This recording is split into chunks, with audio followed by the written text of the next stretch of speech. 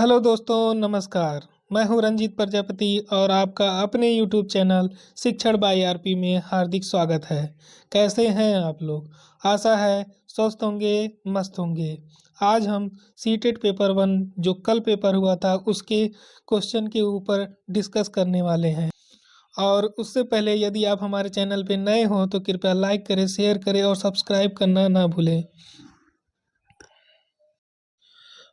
तो देखते हैं पहला क्वेश्चन क्या कह रहा है कि कक्षा में खेल प्रतियोगिता में हिस्सा लेने समय तनुज अपने दोस्त से कहता है कि वह भाला फेंकने में हिस्सा लेगा और रस्सी कूदने में उसकी बहन हिस्सा ले सकती है क्योंकि वह एक लड़की है और लड़कियां भाला नहीं फेंक सकती है।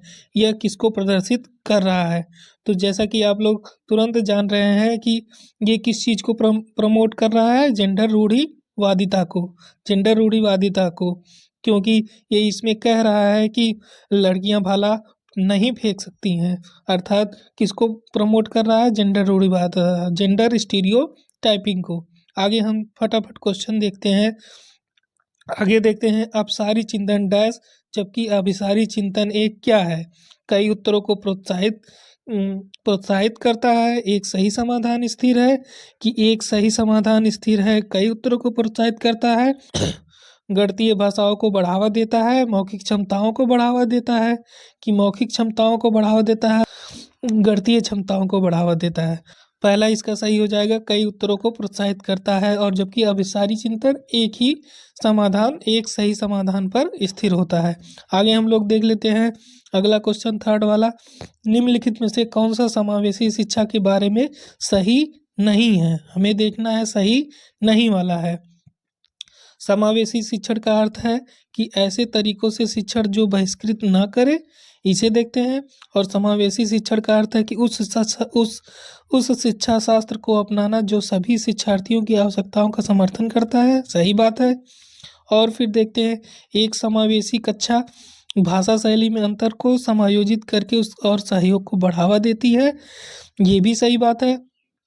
और फिर देखते हैं कि निश्चित पाठ्यचर्या और मानक मूल्यांकन के आसपास एक ही समावेशी कक्षा का केंद्र होता है। ये ऐसे बात नहीं है, इसमें मानक मूल्यांकन और आसपास एक ही केंद्र होता है ऐसी कोई बात नहीं है, तो ये गलत हो जाएगा। ये गलत हो जाएगा। आगे हम लोग देखते हैं अगला क्वेश्चन। ये लिखा है कि निम्नलिखित में से कौन सा प्रगतिशील शिक्षा का एक प्रमुख सिद्धांत है? छात्रों के सीखने को मापने के लिए मानकीकृत, तो तुरंत गलत काट देंगे। छात्रों को अपने शिक्षकों से ज्ञान का निष्क्रिय की बात नहीं भाई। फिर सीखना प्रमाणिक कार्यों पर आधारित होना चाहिए, ये कोई ज़रूरी नहीं है। पाठचर्या पूर्व निर्धारित और सार्वभौमिक होनी चाहिए, ये सही हो जाएगा इसमें। फिर आगे देखते हैं विकास के किस पहलू में तर्क चिंतन और समस्या समाधान की व्याख्या की जा सकती है? तर्क चिंतन, जैसा कि नाम से ही स्पष्ट हो गया कि तर्क चिंतन अर्थात तब क्या हो जाएगा इसका सही उत्तर? संज्ञानात्मक विकास। फिर आगे देखते हैं लेव वाइगोत्स्की प्रस्तावित करते हैं, किसको प्रस्तावित करते हैं? तो वो हम लोग देख लेते हैं कि बच्चों में स्वनियमन के लिए महत्वपूर्ण है। किसके लिए महत्वपूर्ण है? लेव वाइगोत्स्की, जैसा कि आप जानते हैं, सामाजिक सांस्कृतिक सिद्धांत दिए थे। तो उन्होंने क्या बताया था कि असंतुलन असंतुलन असंतुलन, अनुकूलन, निजी वाक संगठन। तो इसमें क्या सही हो जाएगा? प्राइवेट स्पीच अर्थात इनर स्पीच, निजी वाक को सही हो जाएगा। स्वनियमन के लिए महत्वपूर्ण है। आगे देखते हैं कि लॉरेंस कोहलबर्ग का नैतिक विकास सिद्धांत में बच्चे कार्यों को उनके परिणाम के आधार पर अच्छा या बुरा समझने से इस समझ पर पहुंचते हैं कि नियम और कानून नम्य है और बदले जा सकते हैं। ठीक है। फिर आगे देखते हैं लॉरेंस कोहलबर्ग का तर्क है कि नैतिक विकास क्रमिक रूप से चरणों में होता है। तो ए आर दोनों सही हो जाएगा और आर ए सही की व्याख्या भी कर रहा है यहाँ पे, तो ये ए आर दोनों सही हो जाएगा। ठीक है। आगे फिर हम लोग देखते हैं हार्वर्ड गार्डनर के बहुबुद्धि सिद्धांत के अनुसार निम्नलिखित में से कौन सा सेट बुद्धि और उसके संबंधित विशेषताओं के सही मेल को प्रतिनिधित्व करता है? अंतर्वैयक्तिक, जैसे कि हम लोग जानते हैं। इंट्रापर्सनल, दूसरों को समझने और उनके साथ संबंध स्थापित करने के कौशल नहीं, ये तो अंतर्वैयक्तिक वाला गलत हो जाएगा। तार्किक गणितीय बुद्धि, नृत्य और क्रीड़ा से संबंधी, ये भी गलत हो जाएगा। संगीतमय प्रदर्शन या रचना कौशल, तो यही सही हो जाएगा, ये सही हो जाएगा। आगे फिर देखते हैं हम लोग क्या लिखा है। निम्नलिखित में से कौन सा कथन अधिगम के बारे में सही नहीं है? कौन सा कथन अधिगम के बारे में सही नहीं है? अधिगम शिक्षार्थी के पूर्व ज्ञान पर निर्भर करता है। अधिगम का तात्पर्य पूर्व वैचारिक स्कीम के पुनर्गठन से है। अधिगम सामाजिक क्रिया द्वारा संसाधित होती है। अधिगम एक प्रक्रिया नहीं अपितु एक उत्पाद है। ये गलत हो जाएगा और बाकी सब सही हो जाएंगे, ये सही हो जाएगा। अगला क्वेश्चन हम लोग देखते हैं कि निम्नलिखित में से किसे रचनात्मक मूल्य नहीं माना जाएगा? तो कौन सा नहीं माना जाएगा? थर्ड वाला, एक मूल्यांकन कार्य जो मानदंड के एक मानक के पैमाने के अनुसार छात्रों की तुलना करने में सहायक होता है, तो ये गलत हो जाएगा। अगला क्वेश्चन देखते हैं, निम्नलिखित में से पठन वैकल्य की एक विशिष्ट विशेषता कौन सी है? ध्वन्यात्मक, फोनोलॉजिकल हो जाएगा। डिफिकल्टी इन फोनोलॉजिकल प्रोसेसिंग हो जाएगा। अगला क्वेश्चन हम लोग देखते हैं कि निम्न में से किस प्रकार के प्रश्न एक छात्र की जानकारी का गंभीर रूप से मूल्यांकन करने की योग्यता का आकलन में मदद करता है? तो इसका कौन सा हो जाएगा सही? वे प्रश्न जो छात्र की व्यक्तिगत राय पूछते हैं। फिर अगला क्वेश्चन, बाधिता एक स्थिति है जबकि अक्षमता एक स्थिति है, अर्थात कि बाधिता एक जैविक है और जबकि अक्षमता एक कार्यात्मक इकाई है। अगला क्वेश्चन देखते हैं कि निम्नलिखित में से कौन सा कथन संज्ञान और भावनाओं के बीच के संबंध को उपयुक्त रूप से परिभाषित करता है? तो इसका कौन सा क्वेश्चन सही हो जाएगा? संज्ञान और भावनाएं दोनों स्वतंत्र प्रणालियां हैं। भावनाएं और संज्ञान आपस में एक दूसरे पर पारस्परिक निर्भर करते हैं, ये सही हो जाएगा। फिर आगे हम लोग देखते हैं, प्राथमिक कक्षाओं में भाषा का विकास किस प्रकार से संसाधित होता है? जब शिक्षक अमूर्त अवधारणाओं को संदर्भित करने के लिए ठोस उदाहरणों का उपयोग करता है, कि जब शिक्षक औपचारिक भाषा के प्रयोग पर जोर देते हैं और उसे लागू करते हैं, जब शिक्षक बच्चों की मातृभाषा का अवहेलना की और उपेक्षा करता है, जब शिक्षक मूर्त वस्तुओं के बजाय संकेतों और प्रतीकों की शुरुआत करता है।